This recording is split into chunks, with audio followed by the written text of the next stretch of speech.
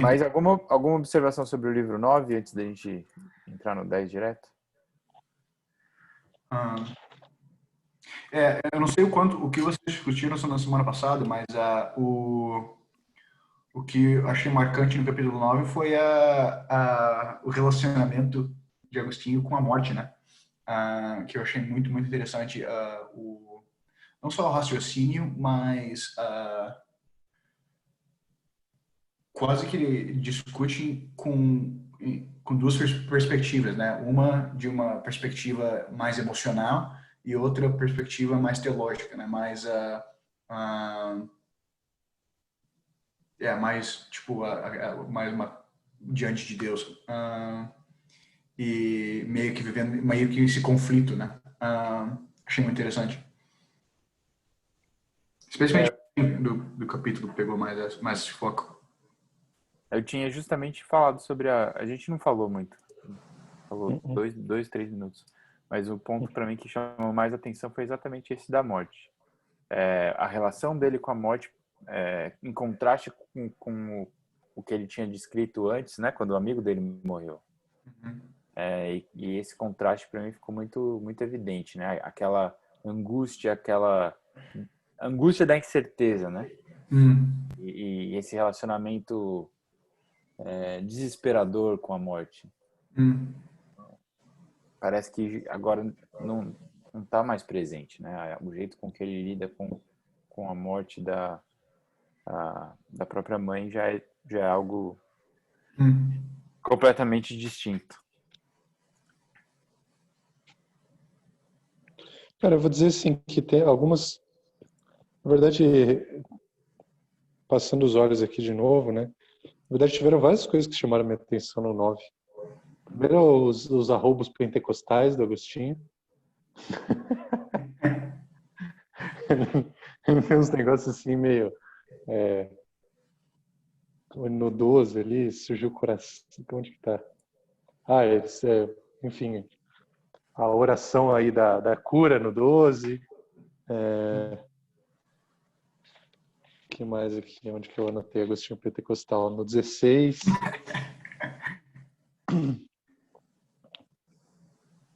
Que os ossos, né, dos santos, não sei o quê. Então, isso foi uma coisa que me chamou a atenção, né? É uma espiritualidade diferente da nossa, né, cara? A gente vive num mundo muito, muito plano, muito planificado, né? A gente tem muito pouco dessas coisas. Eu acho que ele escolhe, ou pelo menos o tradutor escreveu muito bem em palavras, né? Ele falava no primeiro, agora tagarelava para ti, minha riqueza e minha salvação. Tipo, essa ideia do... Isso acabou de se converter e agora tudo é todo feliz, falando com Deus, não sei o que e tal. Isso achei legal. O que mais que eu anotei aqui? Deixa eu pentecostal. Mas assim, algumas coisas, né, do ponto de vista psicológico, né, que vocês falaram com relação à morte e tudo mais, eu achei ele muito duro consigo, cara. Tipo, aquela parada de, não posso chorar, porque chorar demonstra falta de fé. Cara, chora, Agostinho, ajuda, cara. Deixa correr, cara. Eu notei isso praticamente como uma desassociação, né, com o que estava realmente acontecendo, como se praticamente como eu senti que ele estava se vendo como o que ele sentia, como ser contrário ao que é piedade de verdade, né?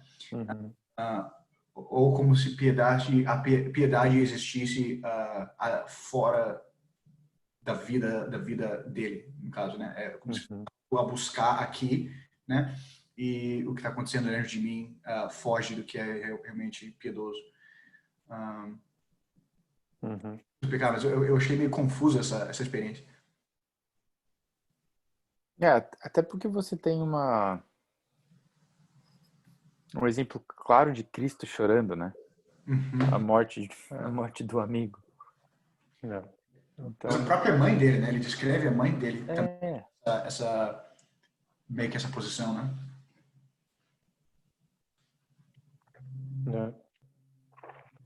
Eu achei ele... Enfim, ele relata também as coisas que a serva lá escrava ensinava para a mãe também, que é uma pedagogia bem dura também, né, cara? Umas coisas bem, tipo, não pode nem beber água, cara. Não bebe água, porque se eu te ensinar a não beber água, é para que você nunca mais beba vinho. Tipo, um pouco rígido, né? Um pouco ríspido, assim. Enfim, né? Ficando pensando como que era a vida de uma criança, né? Nos tempos antigos. Realmente, os seres humanos jovens. Talvez fosse o- a ideia deles, né? Vai saber. O meu cunhado falou que eu estava conversando com meu cunhado que é médico essa semana. Ele estava um assunto meio aleatório assim, mas ele estava falando que a infância começou meio com Napoleão, que ele precisava de soldados que tivessem dentes, porque em guerra, em campanha, às vezes eles tinham que comer raízes, e se o cara não tinha dente, ele não podia comer raiz. Então, começou a dar-se alguma atenção à infância, pelo menos da forma moderna, né, ali com Napoleão só, né? Então, de cuidado, né, de puericultura, por assim dizer, né? Você cuidar da criança para ela se desenvolver saudável. Então, isso aí só me levantou essa lebre aqui. Em parte porque eu tenho duas crianças, né? Então, Mas é interessante também porque nesse capítulo que ele relata pela primeira vez, né, a discussão sobre alguma discussão sobre o filho dele, né? é. E, e também tem meio que essa separação dos seus sentimentos sobre a forma que ele se relata com o seu filho. A própria morte do filho dele também, né? Que ele destaca com uma frase só, né? Tipo, bem curtinho, não se dedica a descrever o que está acontecendo. Uhum. É. Enfim, a relação com as crianças, né? Eu achei até duro eu escrevi do lado aqui, pobre Adeodato, que ele diz que o garoto nascido carnalmente de mim pelo meu pecado. Tipo, a existência do garoto na cabeça do Agostinho é fruto do pecado, assim, né, cara? Tipo, Tenso, né? que, cara, é complicado, né? Mas era uma época que a filiação por adoção acabava que era mais importante do que a filiação sanguínea, né? Então, Mas é interessante também, né, que essa parte que ele está destacando sobre o filho dele é no contexto do seu batismo, né? Porque ele está sendo batizado com o seu filho. E no fim daquele parágrafo, ele comenta sobre a vida curta do filho. Então, me deixa essa impressão que falta sentimentos demonstrados, né? Mas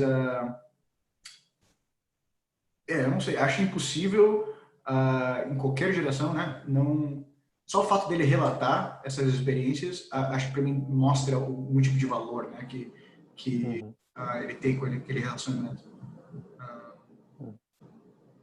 Agora, qual é o tipo de valor, não sei, mas que é o suficiente para notar, né? É o suficiente para destacar que aconteceu.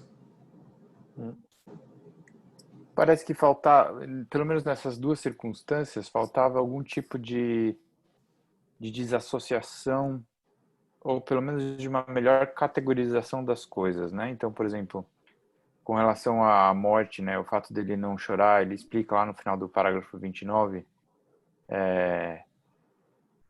em contraste com aqueles que choram a morte dos outros, se não a extinção total dos outros, ele fala, mas ela não morria infelizmente, nem morria completamente. Tínhamos como provas certas disso as testemunhas de seu comportamento e sua fé não fingida. Então, já que a morte agora era uma transição para algo melhor, ele se negava a chorar, né?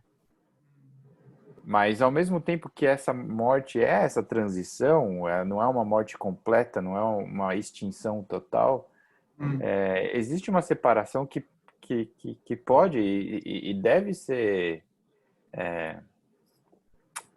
chorada. grieved. Estava traduzindo.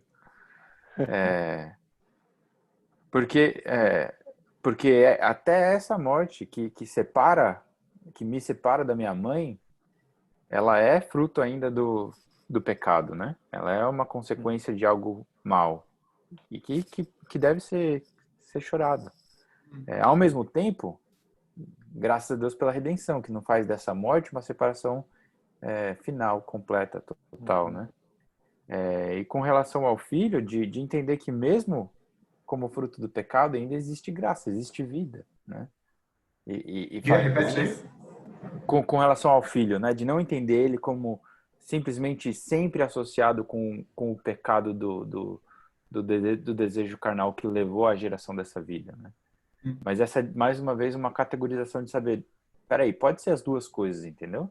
Ele foi fruto de um relacionamento pecaminoso? Sim, a gente não vai negar isso. Mas, ao mesmo tempo, existe geração de vida. E toda vida que existe é boa, porque, né, foi dada por Deus.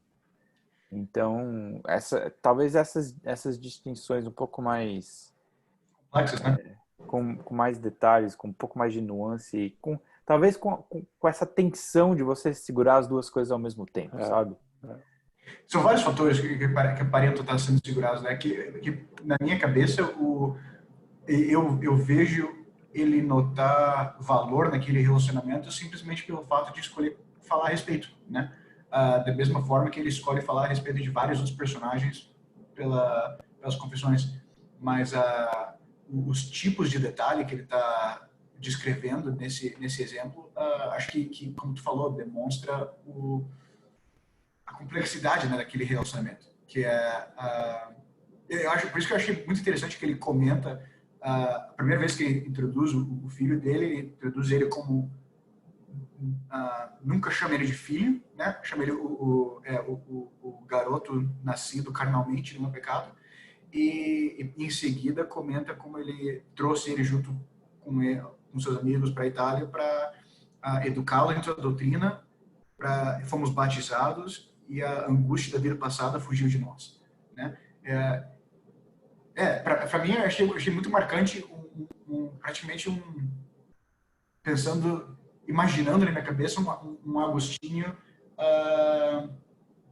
tentando viver com a consequência dos seus pecados, né? Tentando viver não só com a consequência dos pecados e sentindo, de certa forma, um tipo de redenção nele, né?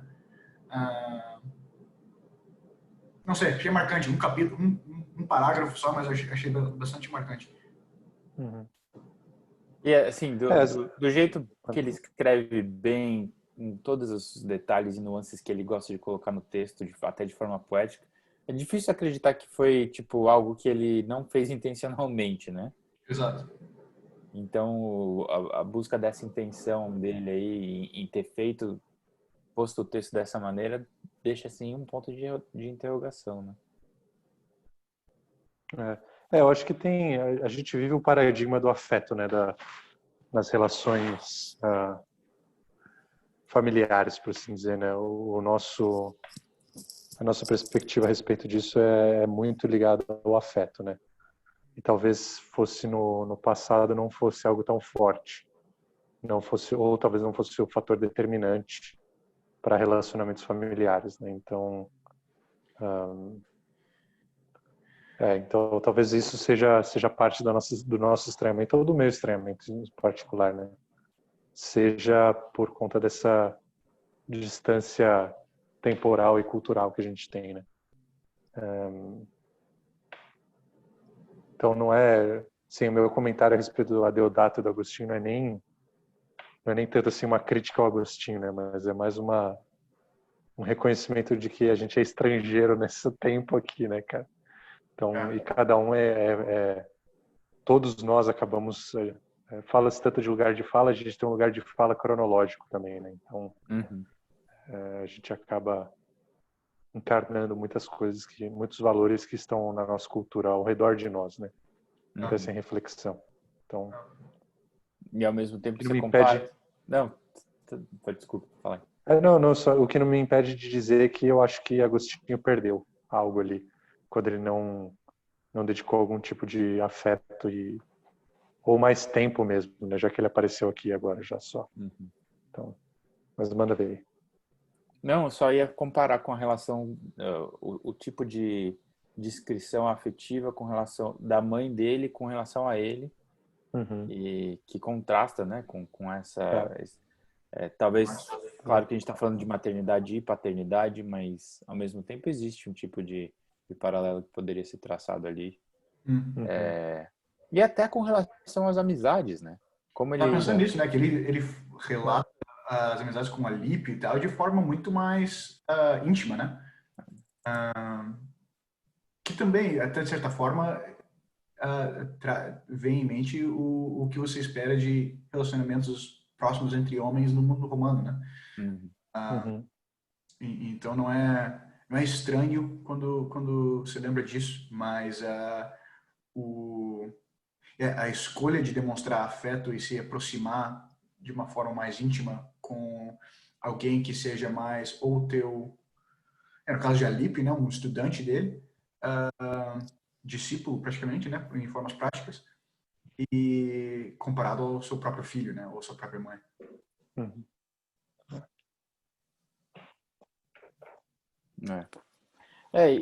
E também, até, a questão não é só a relação pai-filho, mas a relação pai-filho no contexto que ele se encontrava, de ser o filho que para ele significava fruto de um relacionamento pecaminoso, né? Então, esse constante lembrete talvez era justamente o que trazia esse distanciamento para ele mesmo. E ele estava errado em não ter se aproximado do filho mais, ou não ter cultivado afeições por aquela vida, né? Não sei.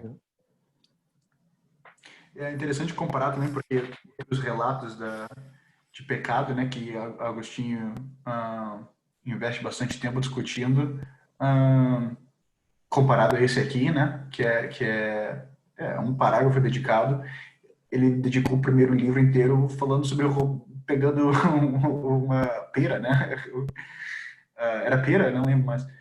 Estavam roubando peras. Então, o cara dedica um livro inteiro falando sobre o pecado de roubar uma pera e dedica um parágrafo para falar sobre o seu filho do pecado, no caso. Acho interessante. Pobre Agostinho, é o que eu tenho para dizer. Acho que ele perdeu aí, acho que vítima das suas escolhas do passado, até da sua autoteografia. Enfim, a gente não precisa afirmar tudo que o cara fala, né? Então, não. Não, e até tentar achar quais são as inconsistências, né? Porque é normal você ter inconsistências em qualquer, até na mais grandiosa das obras aqui. É interessante também relatar que, como tu falou antes, né, Freitas, que tem vários aspectos culturais entre o que ele está investindo o valor, né? Que com certeza Agostinho não é o único homem romano que tem filhos por aí, né? não, certeza que não. E assim, o podcast lá sobre paternidade, né, uma das perguntas que a gente levantou é como que é recebida a ideia de Deus como pai nesse tipo de sociedade, sabe? Em que pais eles optam eles escolhem seus filhos, né? E aí falando ali de Romanos 8, se eu não me engano, fala que todos receberam o espírito de adoção, e de Efésios 3, quando fala lá, logo antes quando fala já não há mais judeu nem grego, homem nem mulher, livre ou escravo, mas todos são filhos, homens, né? Filhos, porque todos receberam o espírito de adoção, né? Então, Paulo ali também usando a nomenclatura de adoção para explicar o que Deus faz com todos, né? E aí todos são dignatários da herança. Todos são recipientes da herança que seria só do filho primogênito, né? Que seria ali Jesus no caso, né? Então Jesus morrendo na cruz e além dele perdoar os nossos pecados, ele estendeu o espírito de adoção, né? Ele entrega o espírito de adoção a todos que se tornam recipientes da herança. Então, Enfim, né? Os pontos de contato aí, eles existem, e existem pontos de pressão, né, em todas as culturas, por mais que a gente ache que a visão de paternidade que eles tinham ia tornar Deus um tirano, qualquer coisa assim, um imperador, o pater famílias do império, etc, né? Ainda assim existe pontos para você comunicar o evangelho de formas ricas, né? Então, enfim, só pensando nisso, né? Importa as nossas relações humanas, especialmente familiares, importam no nosso relacionamento com Deus. Elas acabam colorindo um pouco Com certeza. a forma como a gente enxerga. Com certeza. Muito bom. E o livro 10? Vamos chegar lá.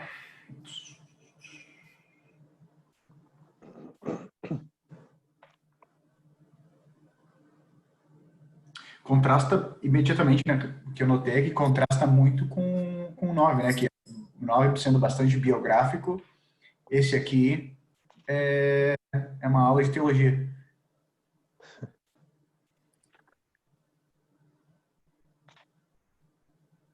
Não, com certeza é bem mais denso, né? Os assuntos tratados são bem mais complicados. Parece que ele encerra ali no 9 a parte mais biográfica, daí o 10 é tipo como se fosse ele parece que muda pro aqui e agora. Vamos tentar entender o que aconteceu de maneira mais teológica. E daí do 11 ao 13 ele vai falar de Gênesis, né? Vai.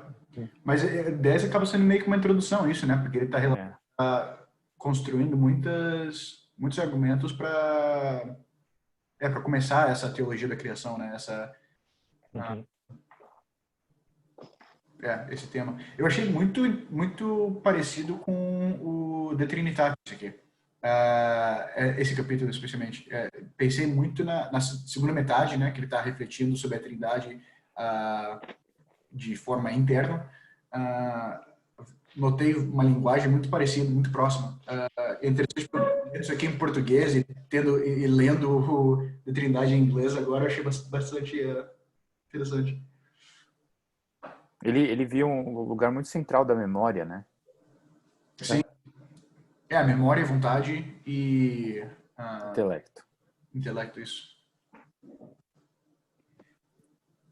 Que ao contrário, Tomás de Aquino depois ele faz a mesma analogia psicológica para a Trindade, mas ele faz a analogia do intelecto e da vontade com as processões e não com as pessoas, né? E o Agostinho colocava a memória como sendo o unbegotten, né? Tipo o princípio, né? O princípio.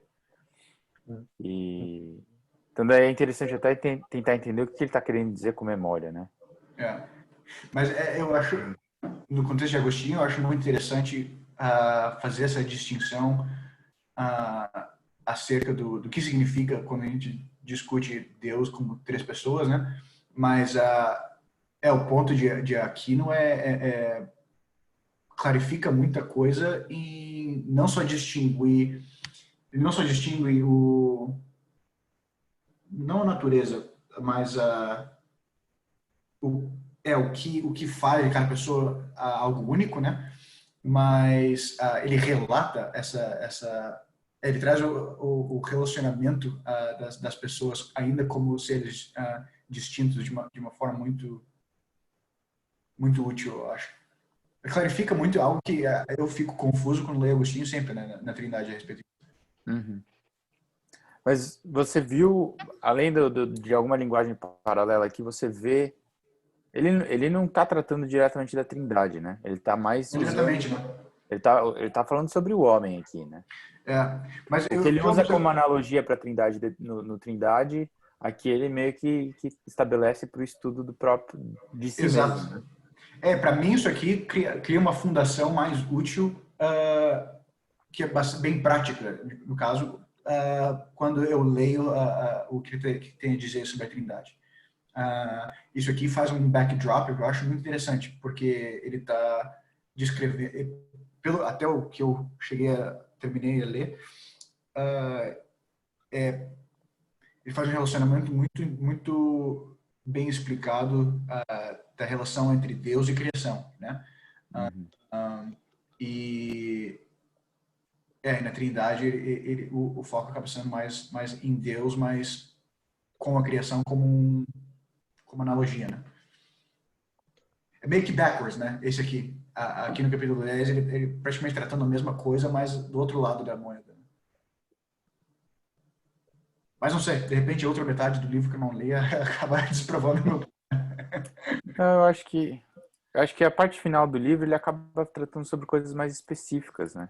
Pelo menos no que eu entendi. A primeira parte é teórica e depois ele vai entrar em alguns assuntos específicos, né? De como lidar com a castidade, com situações mais particulares. Que é até contrastante, né? Porque tem algumas coisas que são... Quer ver? O 38, que é a frase famosa, né? Tarde te amei, beleza tão antiga e tão nova. Tarde te amei. Mas eis, estavas dentro e eu estava fora. Então é como se ele estivesse estabelecendo que ele conseguiria conhecer a Deus só de olhar para si mesmo, mas ele estava querendo olhar para as coisas que estavam externadas, né? Muito bom. E ele começa falando sobre conhecimento de Deus, conhecimento de si, que ele precisava que Deus revelasse a ele o conhecimento de si próprio, porque ele não conseguia conhecer a si mesmo. Mas tu estavas comigo, mas eu não estava comigo. Mantinha-me longe de ti coisas que se não estivessem em ti, não seriam. Chamaste, quebraste minha surdez.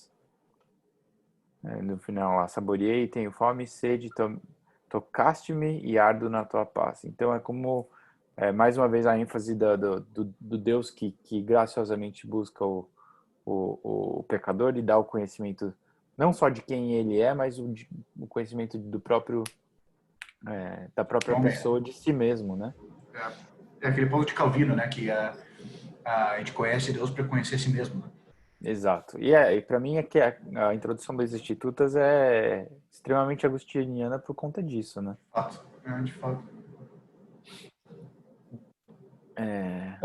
A parte interessante que eu achei é que é um retorno para dentro de si que ele não abre mão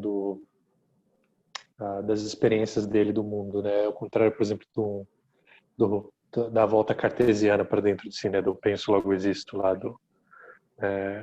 que com Descartes ali ele duvida de tudo exceto do próprio pensamento, né? Que Agostinho não, ele interroga todas as coisas falam para aqueles que ouvem, mas ele não tinha ouvidos para ouvir de alguma medida, né? Então não é um retorno para dentro de si que se fecha, mas é um retorno para dentro de si que reconhece as coisas de fora que foram apreendidas, mas reconhece algumas coisas que não foram apreendidas também, né? Então, talvez pensando nesse... Eu noto em Agostinho uma ideia que ele entende a forma que a posição dele como criatura se relacionando com outras criaturas, né? Com outras, com o resto do mundo que também é criado. E esse pensamento sendo algo que ele como imagem de Deus é responsável de entender o que está sendo comunicado nesse relacionamento, né? O que essa relação diz a respeito de mim e Deus. Que no Descartes da vida não tem, esse relacionamento não existe, né? Ou no mínimo é ignorado o relacionamento que o ser humano tem com o resto da criação e outros seres humanos por associação, né? Mas essa é a diferença entre o tipo de foco no indivíduo que Agostinho tem com o tipo de foco no indivíduo que se populariza no mundo moderno, né? No mundo mais moderno. Porque para mim Fala aí, Lucas. Só ia falar que essa volta interior em busca de Deus, cara, é a base da espiritualidade contemporânea nossa, cara. nisso aí eu acho que é aquela busca pelo eu interior, pela paz dentro de mim e tudo mais, né? Mesmo quando você usa elementos externos, tipo Gaia, cachoeira, passarinho, escambau, a volta ela é muito autocentrada, né? Uma espiritualidade sempre muito autocentrada. E a gente poderia talvez usar isso como uma ponte, né? Falando, não, passa de dentro de você, dá o loop, entendeu? Passa de dentro para você e sai de novo. Continua, Você não você é o está termo, parando né? muito cedo. Eu Oi? acho que a tentação é de fazer o ser humano o princípio ou o término, né? Exato. Isso, Dessa exato, lógica. exato. E Então, ao invés de você volta ser para dentro, a começa de si espiritualidade... mesmo e volta para dentro, né? Isso, exato. Mas de Que qualquer é forma, esse é o problema, que você é só mais um É, indivíduo, não é um total, né? que é o exato. movimento que ele faz, né? É. Ele enxerga a alma como ponto de conexão com o que vem antes dela. Exato. Uhum, Por isso que ele vai apelar para a memória. Ele vai falar, aquele vazio que existe ali dentro, que a memória anseia em ter, essa paz, essa satisfação que a alma anseia ter, ela só anseia ter porque ela já experimentou isso na sua origem. É uma memória embutida, digamos uhum, assim. Que ela é como se fosse o gosto da comida que você já experimentou e você anseia em ter novamente, né? Porque aquilo fica uhum. gravado na sua memória de como aquilo te satisfez. E daí ele justifica, então, nessa memória, esse anseio, nessa origem é, que transcende a própria pessoa, né? A Porque ele não questão está falando de memória. de você não se ver como um sistema fechado, exatamente. Acho que o que vocês dois falaram fecha muito bem. De não se entender como um sistema fechado último e nem como original, né? Mas de entender que ele mostra que existe algo anterior a ele, a alma existe, aponta para algo anterior e que, revela essa satisfação que ela busca. Então a origem revela o propósito, o porquê, né? E nesse mesmo ponto, eu posso estar enganado aqui, mas o jeito que eu entendo ele discutindo a memória, ele não está falando simplesmente em termos de lembrança, né? Ele está falando de algo que existe, que inclui o que inclui lembranças, mas transcende isso porque discute memória como algo que existe É. antes dele experimentar aquela realidade, né? Então não estou simplesmente relembrando o que ele experimentou, mas a função da lembrança é como quando a memória está quietinha, né, com o resto da realidade, mas não porque a realidade não existiu antes. A experiência que ele está experimentando existiu antes dele experimentar, né, pelo fato de existir em outro. Talvez tenha um pouco, se eu não me engano, cara, Platão é meio chato de ler, cara, então eu não lembro se é exatamente Platão que fala isso. Mas tem alguma coisa, cara, que aí, de novo, voltando, né, a ideia de Agostinho sendo um cara aí no século IV. Se eu não me engano, Platão entendia que a alma era eterna para trás e não para frente. A nossa perspectiva de eternidade, assim, de imortalidade da alma é invertida, né? A nossa perspectiva contemporânea. A gente começa a existir quando a gente nasce e a alma é eterna para frente. Uhum. Se eu bem me lembro, na perspectiva platônica, grega, Aristóteles eu não vou saber direito. Enfim, alguma perspectiva grega antiga é que a alma era eterna para trás. Passado, você existia como uma alma antes de encarnar. E tinha alguma história de passar num rio e esquecer, uma coisa assim, esquecer tudo, e aí você encarna. Quando você atravessa o rio, você esquece e encarna. Está Então, talvez recomeçando, ele... né? não só recomeçando, né? Porque daí, no ponto de vista grego, né, era uma perda, né? Você perdia coisas. Você abandonava o mundo das ideias puras, etc., e entrava no mundo da matéria. Aí tem lá o cara da charrete lá do Platão, não sei o quê. é a alma puxando para cima, mas o corpo puxando para baixo. Então, se eu não me engano, tinha alguma coisa assim. Então, talvez exista algum tipo de elo no que Agostinho está argumentando aqui a respeito das coisas passadas que existem na memória dele, e a visão, talvez aí platônica, neoplatônica, alguma coisa assim a respeito da pré-encarnação da alma, né? De algo que a alma já conhecia, que a alma desejava, e agora a gente está tentando buscar, né? Se bem que eu acho que é algo que contrasta bastante Agostinho com visões mais explicitamente platônicas, né, é o fato dele nunca associar as suas analogias com ontologia, né? Eu não vejo... eu vejo a linguagem platônica ajuda muito a entender a analogia que ele usa, mas o próprio fato dele estar discutindo como analogia e não como isso é a minha alma, né? Eu gosto muito. Mas o paralelo para mim que eu vejo muito óbvio, né? Essa linguagem que parece ser emprestada, né? Talvez outro ponto para levantar com relação a essa volta a si mesmo, que diferencia talvez do que a gente vê como espiritualidade moderna hoje, é justamente a ênfase dele de que a existência ela só ocorre em Deus, né? Lá no final do 10 ele fala, ele está falando, ele se dirigindo à alma na primeira frase, né? Já tu és melhor, falo de ti, alma, porque tu animas a massa de teu corpo e lhes fornece a vida, que nenhum corpo fornece ao corpo, mas teu Deus, para ti, é a vida da vida. Então, a alma, ou a própria existência da pessoa para a qual ele se volta para encontrar Deus, é justamente a própria existência, né? Se eu existo, então é Deus que é o bom que me dá essa existência, que me dá essa vida. Então você olhando para si mesmo se voltaria para encontrar Deus na existência. Eu menciono Platão, né, só porque eu lembrei dessas questões, mas eu não acho que ele seja platônico assim nesse sentido, né? Sim. Precisaria olhar o resto da obra dele. Eu confesso que eu só li Confissões de Agostinho.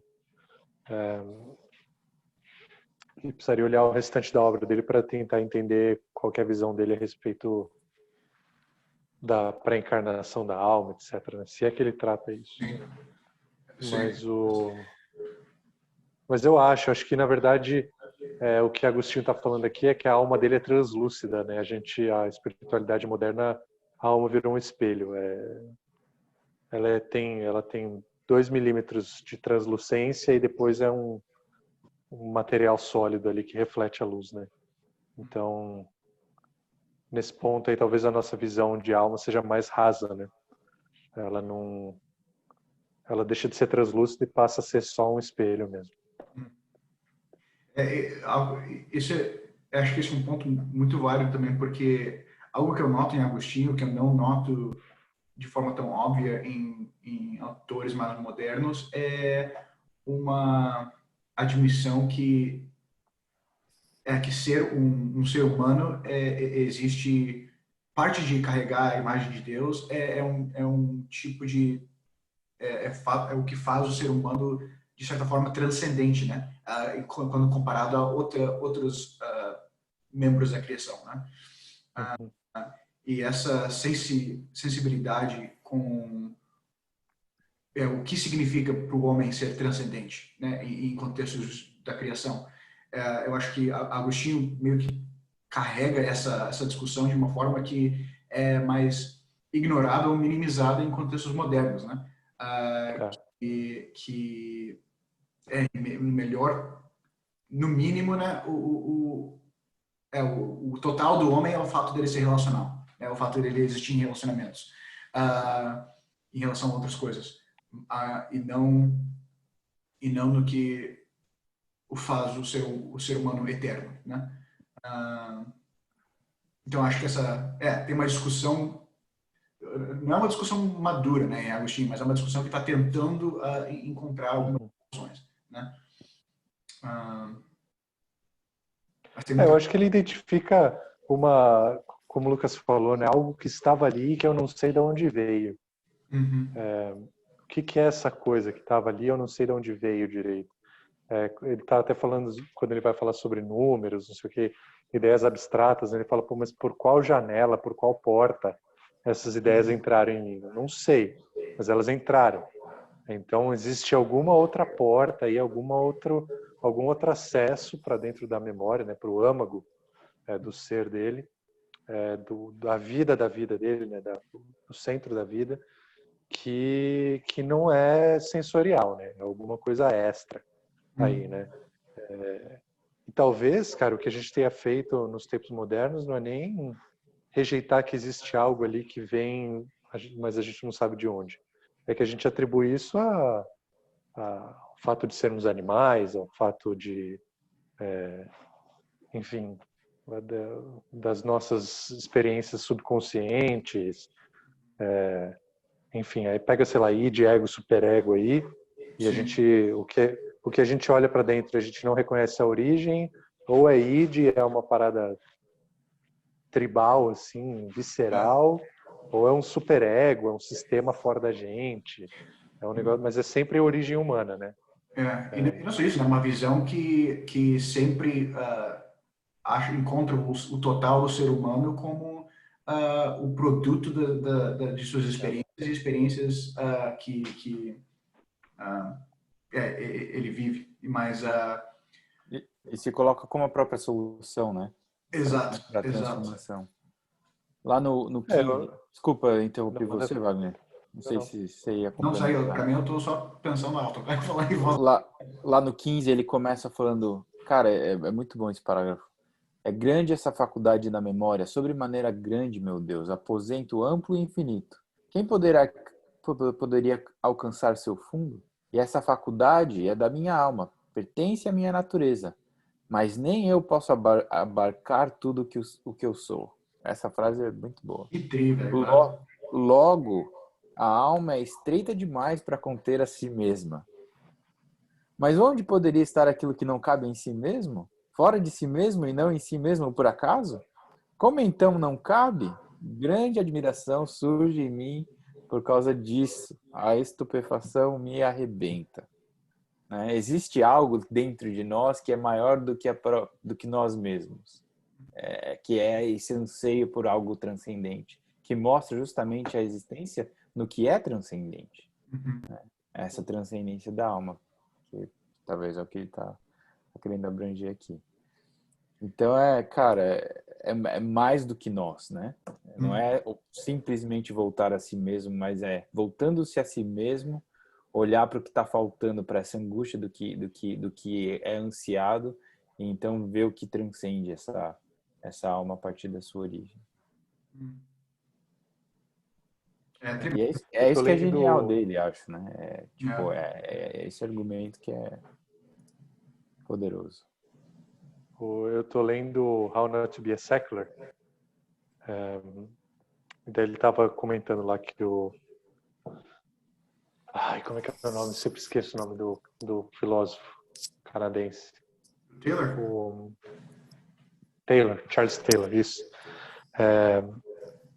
Que o Taylor diz que a perda do universo lá do secularismo, na verdade, é essa crença de que a gente consegue explicar todas as partes, né?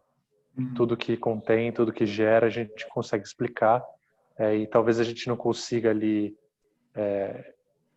calcular precisamente todas as variáveis que nos geram, mas a gente sabe quais são todas as variáveis.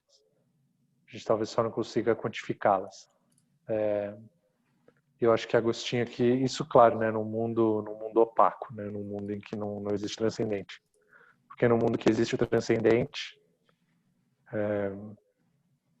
talvez existam mais variáveis aí acontecendo, né? Então, eu gosto da perspectiva do Agostinho. Eu acho bem melhor que a de Descartes. Que bom, né? Eu acho que Não, e eu acho que o Smith, tipo, o James Smith, ele tá certo, cara, quando ele pega e escreve, tipo, On the Road with Augustine, sabe? Aham. É como... Eu não li, né, mas pelo que eu entendi, é meio que um processo Aquele meio bom. de, sei lá, discipulado, alguma coisa assim, não é? Você leu, Wagner? Eu li, cara, é uma mistura de discipulado com existencialismo, né? Qual é a função? É. É na vida do ser humano, quais as perguntas que você está buscando nas suas experiências, né? Nas experiências do simples Uhum. de ser humano, né? E É. o Agostinho acaba sendo um molde. Para mim, lendo aquele livro e voltar agora para as confissões dessa vez me forçado a pensar na vida mais biográfica, né, de Agostinho, de uma forma que a última vez que eu li Confissões, eu não notei nada dessas coisas. Não tinha essa sensibilidade, né? Mas, eu achei fascinante simplesmente o fato de só o fato de você viver te coloca em posição de só o fato de você viver nesse mundo buscando as coisas que todo mundo busca, né? Existindo na forma que todo mundo existe, te coloca em posição para perguntar e responder dúvidas existenciais de uma forma que é distinta, que é obviamente cristã, né? Que é obviamente teológica, que é obviamente uh, colorido pelo que você sabe da revelação pela revelação de Deus. É. Que você pode ser um existencialista e cristão ao mesmo tempo. Eu achei É. esse casamento com a vida de Agostinho como exemplo muito interessante. Uhum. Eu acho que ele tá certo, cara. Acho que é uma das avenidas aí, cara, que é uma avenida mesmo, não é uma ruela, não, é uma avenida pra gente conversar com as pessoas, né, cara, falar dos anseios, falar das coisas. A gente, porque ele entra na questão assim, né, por que que eu quero a boa vida? Por que que todo mundo quer a boa vida, entendeu? A vida feliz. Feliz. Ele traduz como feliz, né? Eu tô procurando aí num termo em português que seja bom, cara, eu ainda não achei. Good life é bom, é um bom termo. Mas a vida boa, aqui a gente tem aquela sensação de vida boa, pé em cima da mesa. E relaxar, né? Então, é. A nossa Você concepção de sabe vida boa é muito. qual que é o latim, você sabe? Não sei, não sei. Pode ser feliz, cara, pode ser que seja feliz. Deixa eu ver qual que é a tradução em inglês. É good life Porque mesmo? o que é good life Não, em qual que é a inglês? tradução no inglês? Né? Mas é uma questão de uma vida satisfeita, né? Essa realmente acaba sendo É. o que te Não, eu acho muito. E, cara, completa, né? mas por que eu tô falando isso? A gente tem o grupo lá do Claraboia, que a gente acaba meio que debatendo algumas pautas, não sei o quê. E aí, esses dias, o cara postou um vídeo sobre patriarcado. Só que, cara, assim, definição de patriarcado de acordo com o vídeo. Processo que começou há 10 mil anos e que gerou e transformou as mulheres nas primeiras escravas. Tipo, é uma definição, e assim, e o debate, eu acabei batendo mais o debate, assim, né? Batendo mais na tecla a gente precisa conseguir verbalizar o que é bom, porque essa definição de patriarcado, para começar, cara, assim, o patriarcado começou com a agricultura, então é o glúten. Vamos cortar o glúten e o patriarcado vai embora, entendeu? Não faz muito sentido, né? E é uma análise, cara, uma descrição que já vem com todo o valor embutido na descrição. É verdade. Tipo, quando que o patriarcado foi? Porque daí a menina ela tava falando, mas o que tem de bom no patriarcado? Eu falei, olha, por essa definição, nada. Agora, a definição já diz várias coisas ruins sobre o patriarcado, né? Eu fiquei pensando, né, se eu, por exemplo, pensar assim, força nuclear é o processo, sei lá, químico, não sei que processo é esse, que gera a bomba de Hiroshima. Pronto, a força nuclear é ruim, mas não precisa ser assim, né, a definição. Então, Até porque daí não é mais uma definição. então, não, mas foi exatamente essa briga, Deixa de entendeu? Eu ser uma falei, definição. Lógica, né? a gente tá, as pessoas, essa definição ela pula da descrição para avaliação, são dois passos juntos. Você descreve e avalia junto. Então você está pulando com as duas pernas, assim, você está saltitando. Até porque você traz para definição um fato histórico. Não tem nada a ver, não tem como. Não, e assim, na boa, É. tem outras coisas, né? Tem o mito, o Dark Green Religion, né? Para citar o Ian Prova, meu professor lá do Region, o livro dele lá, que é essa mitologia de que antes do ser humano se organizar em sociedades era tudo bem, homens e mulheres coexistiam, e eram todos felizes, e eram comidos por tigres e leões, e morriam de disenteria aos 4 anos. Então, assim... Utopia. Tolice, cara. Não, é tolice, é bobeira. Isso aí é só burrice mesmo, cara. Mas o Ian fala do convenient myths, né? Então acho que é bem por aí mesmo, né? São mitos convenientes. E aí eu insistia no debate, assim, gente, a gente precisa conseguir nomear o que a gente quer. Porque se a gente não nomeia o que a gente quer, se a gente não fala o que é bom, o que é ruim, qual a vida que a gente deseja, a gente vai ficar nessas avaliações ridículas, cara. O que é bom? O que é a vida boa? Qual que é a vida digna de ser vivida? A vida feliz? A vida que a gente deve desejar? Porque a partir daí a gente vai revelar nosso coração mesmo, né? A partir daí a gente vai trazer para fora aquilo que nos atrai, cara. E a partir daí a gente avalia se o patriarcado é bom ou ruim, se teve coisa boa, se teve coisa ruim. Mas a gente pula muito, cara. A gente fala, é ruim escravizar a mulher. É ruim, eu concordo. Agora, o que a gente quer? A gente só quer mulheres que não sejam escravas? Tá, e além disso?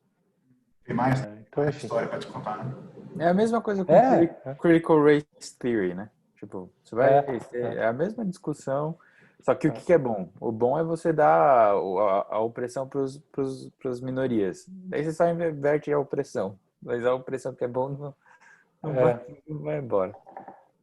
E existe uma pecking order aí, né? Tinha até um professor lá, o Craig, falava, uma hora tem que parar o Victim Olympics pra gente poder conversar, né? Porque, tipo, se é... Enfim, né? Estamos falando todos aqui... Vou usar o termo, tá, gente? Não estou dizendo que eu concordo com isso, mas são os 3 homens brancos falando sobre isso, né? Mas, mas assim, tipo, se você traz uma mulher, como a gente trouxe, para falar sobre paternidade, as pessoas falam, olha que interessante. Poxa vida, uma mulher falando sobre paternidade, vamos ver o que ela tem para dizer.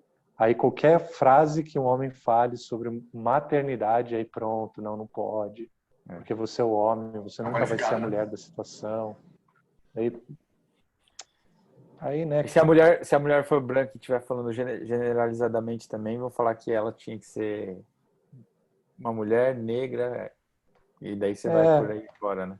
Daí tem as comorbidades, né? Sociais. Mas enfim, né?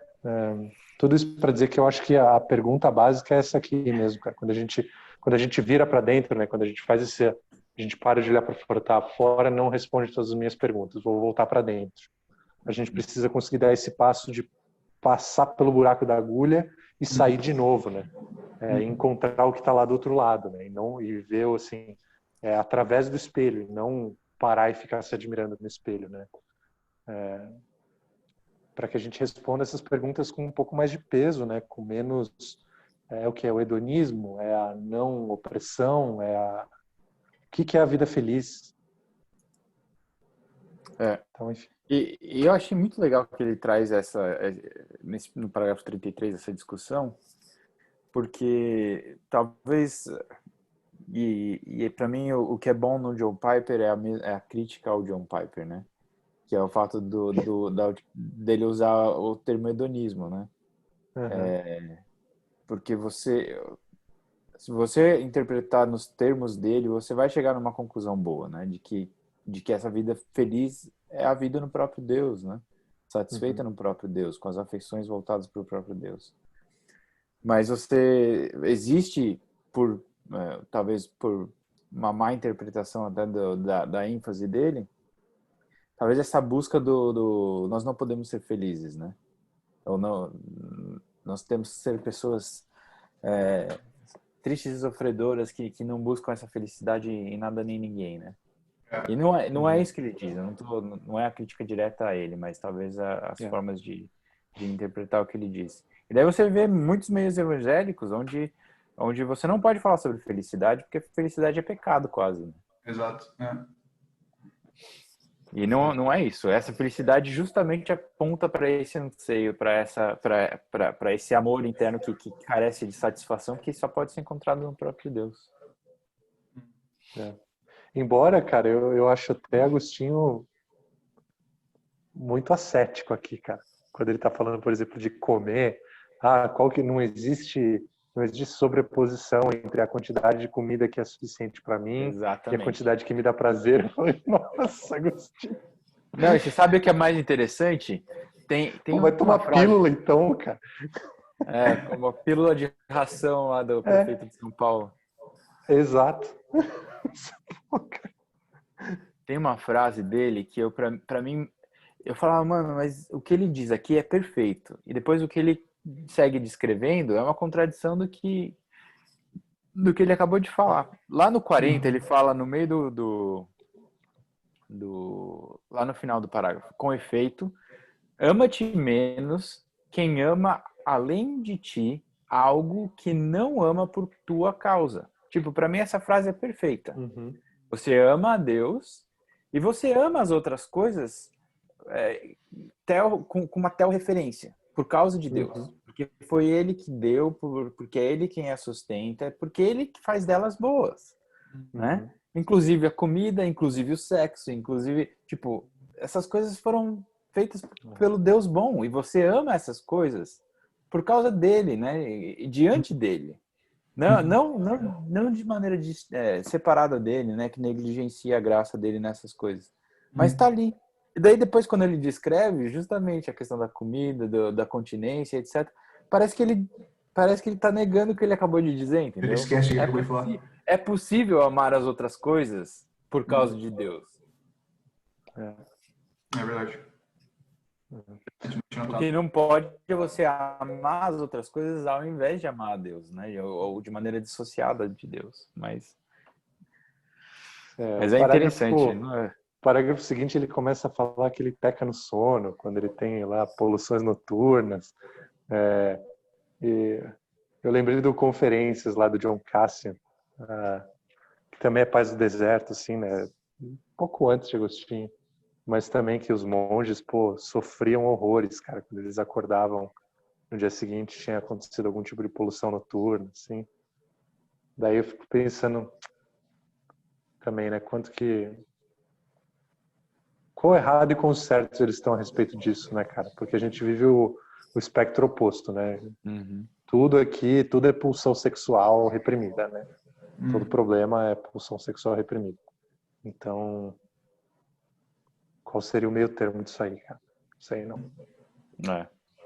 Pecado. A gente liga muito a questão do pecado à intencionalidade, né? E se qualquer coisa que não seja intencional, voluntária, você desassocia do pecado. Né?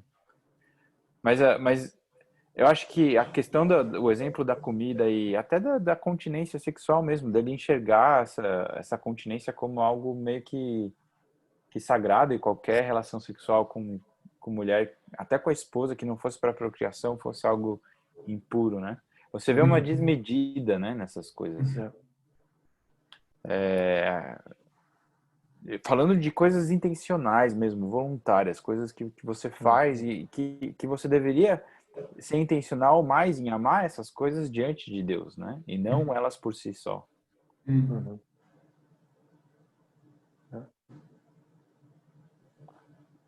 Pobre Agostinho. Pobre. O cara não conseguia comer um prato de lentilha sem lembrar de Esaú, cara. Já pensou? Pois é. Agora, uma das coisas que é interessante aqui que é destacável e comendável aqui da parte dele é essa dependência, né? Quando ele ora, concede o que ordenas e ordenas o que queres, né? Você é Deus, você pode pedir de mim o que você quiser. E o que você quiser que eu faça, eu vou precisar de você para eu fazer. Então, vai lá, me concede o fazer e vai, pede o que você quer, o que você quiser, né? Mas toda a minha esperança está em tua misericórdia, sobremaneira grande. Então, essa dependência que é a soberania da graça que concede essa obediência, que muitas vezes a gente também já perdeu, né? De focar muitas vezes nessa questão, mais uma vez, da voluntariedade, da expressão da minha vontade, né? Na vida de santidade. Inclusive, inclusive pós-conversão. Santidade pós-conversão é meio redundante, mas até de você entender sinergismo, por exemplo, né? De você achar que essas duas forças cooperam paralelamente, mas não de maneira sobreposta, de uma maneira mais infundida dessa santidade de Deus. Então achei muito, muito bom esse ponto.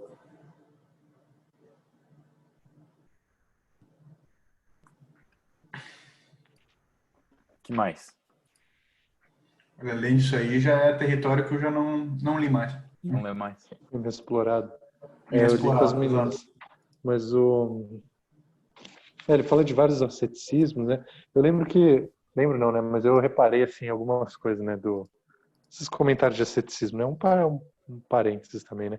A gente tem um asceticismo moderno, cara, que é o crossfiteiro, que é o cara que vai fazer jejum intermitente para poder emagrecer. Enfim, eu estava tentando lembrar se existe algum ascetismo sexual moderno, cara. Não consegui pensar ainda, mas talvez exista. Mas o meu ponto é mais assim, que todo o asceticismo moderno ele é focado na matéria, né, cara?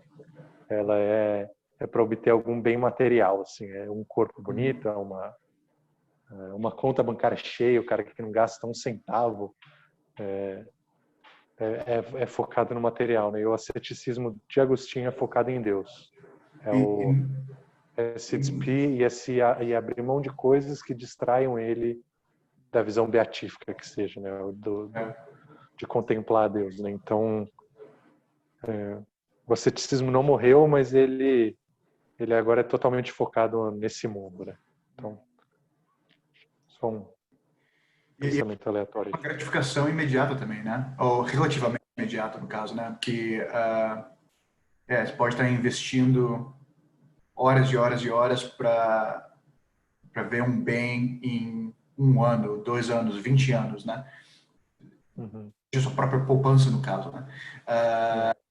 E investindo, mas o objetivo é ver o fruto do meu sacrifício, né?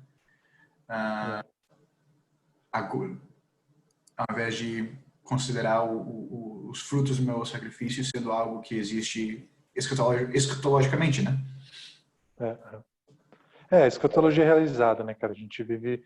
Porque é brass ceiling, né, cara? É o mundo fechado e se a gente não colhe nada desse lado, a nossa vida não foi boa, entendeu? Volta na discussão da vida boa, entendeu? Porque se eu não tenho esperança no porvir, cara, se eu não colher agora, eu não vou colher nunca, né? Marquei tope, né? Por que eu abri mão dessas coisas? Entendeu? Por que eu neguei meus desejos se eu não colhi? Exato. Então, enfim, eu parei no 54. Só foi até ali. Então eu vou fazer assim, eu vou ler só lá no final, no 68 e no...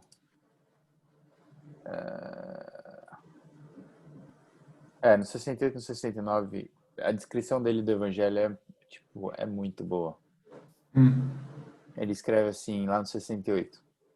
Ele, o mediador entre Deus e os homens, o homem Jesus Cristo, apareceu entre os mortais pecadores e o justo imortal, mortal com os homens, justo como Deus, para que, como o salário da justiça é a vida e a paz, pela justiça que o unia a Deus, expulsasse a morte, justificando os ímpios que quis unidos a ele. Pois ele quem foi revelado aos santos antigos, para que encontrassem a salvação pela fé em sua paixão futura. como nós pela fé em sua paixão já realizada, enquanto homem, com efeito mediador, mas enquanto verbo, não intermédio, por qual é igual a Deus, e Deus com Deus, e o único Deus. Cara, é muito boa essa descrição.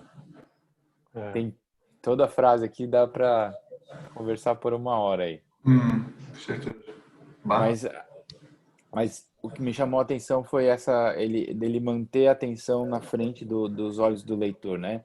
Ele é o mediador, ele é o humano que encarnado é o nosso mediador, mas ao mesmo tempo ele é esse Deus com quem nós somos unidos, né?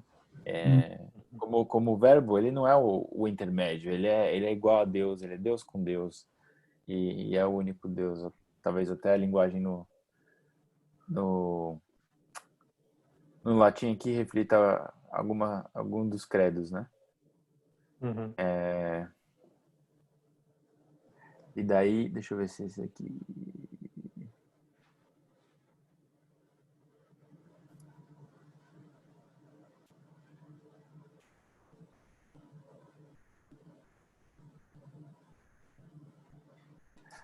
lá no 69, lá no meio, ele fala: minha esperança nele é sólida devidamente, porque tu curarás todas as minhas enfermidades por ele, que senta à tua direita e intercede por nós. De outra maneira, eu desesperaria, pois são muitas e grandes as minhas enfermidades, são muitas e grandes, mas teu remédio é maior. Poderiam julgar teu verbo distante da união com o homem e desesperar de nós, se ele não se fizesse carne e morasse entre nós. Então essa mais uma vez a imagem de um Deus que tem de um homem que é extremamente pecador, mas de um Deus que oferece uma graça maior, né? E essa graça que é visível na presença desse Deus no meio desses pecadores para poder então trazê-los à união consigo mesmo. E ele coloca isso de uma maneira muito bela, né? Então,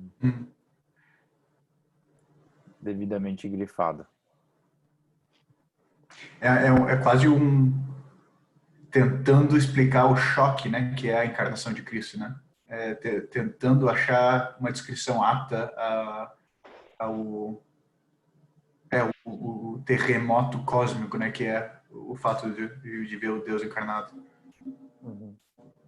E que é emblemático, né? Porque se o livro todo é sobre a graça que busca, não é só uma graça transparente que é derramada em termos de efêmera, né? Algo que mas é a própria pessoa, o próprio verbo que é encarnado, né? Vive no nosso meio. É uma graça pessoal, né? Essa que muda a distinção. Isso é que é algo tão único, né, ao cristianismo, que é um movimento de um Deus pessoal e não de uma força cósmica, né? A graça é uma pessoa, né? Exato, tanto que se encarna, né? Isso completamente muda a forma que você trata a providência, que você trata o dia a dia, que você trata o fato de um relacionamento de fato com o outro, né? E não uma ideia. E essa pessoa em quem a graça é encarnada é a mesma pessoa em que minha alma subsiste, né?